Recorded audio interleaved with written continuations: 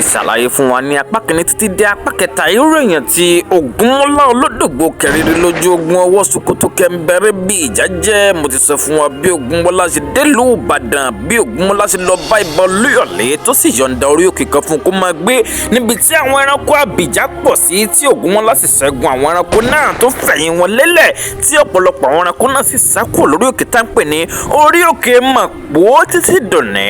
Ọmọ líle bí ọmọ Ìbàdàn kan ò sí, torí Ìbàdàn lárùkàn lára ìjà gbòòrò lárùn Ìbàdàn. Bó bá sì kò gẹ́ eégún Ìbàdàn ló mọ̀ pé alápásípò délé lùbàdàn, Ìbàdàn ò fararọ. Ìbàdàn ìlú Òjó, ìlú Àjàyí, ìlú Ìbíkúnlé alágbàlá kú ẹjọ́, alágbàlá jáyàjáyà, àgbàlá Bíkúnlé jókòó bá bẹ́ẹ̀ lómìn lọ.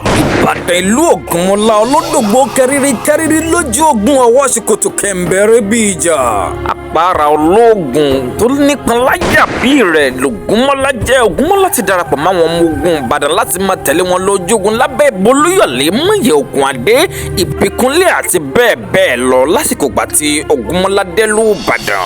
Àwọn àbábọ̀ wọn níbi líle báyìí náà lábọ́ ọmọkùnrin ogun tó le tó ní ìkàn tó lè rìn ìbílẹ̀ ti bógunmọ́lá. Ògúnmọ́lá kì í sagun. Bákan náà kò sẹ́ni tí Ògúnmọ́lá ò lè gbé náà wojú ẹ̀ lásìkò gbà táwọn wì í. Ìlú gbé Ògúnmọ́lá dọ́dọ̀ ààrẹ Kúrúnmí Ìjàyè Kakanfò Aláàfin Ọ̀yọ́. Olúyọ̀lé ìbáròyìn irú èyàn tí ààrẹ Kúrúnmí Kakanfò lẹ́yìn ò bá jẹ́ fún Ògúnmọ́lá. Ògúnmọ́lá ìbá ti dọ́dọ̀ Kúrúnmí.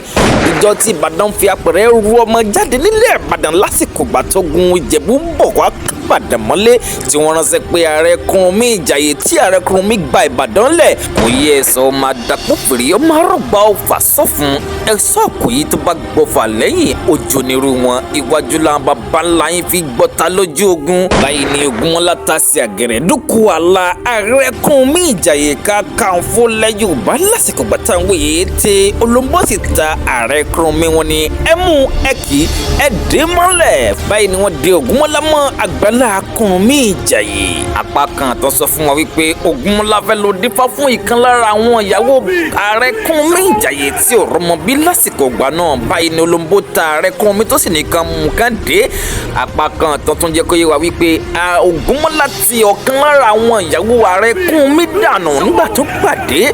Báyìí ni inú bí ààrẹ Kúrúnmí pé ó dídí aya tèmi ni wọ́n ti dànù, ẹ mú ẹ kì í ẹrẹ bí ọ̀rẹ́ ló pé. Èyí ìbáwò kó jẹ́ nínú méjèèjì. Ààrẹ Kúrúnmí ti mú Ògúnmọ́lá Ìbàdàn mọ́lẹ̀ sẹ́gbàlá rẹ̀ tí wọ́n sì ń fún ní èrí àti èrú jẹ.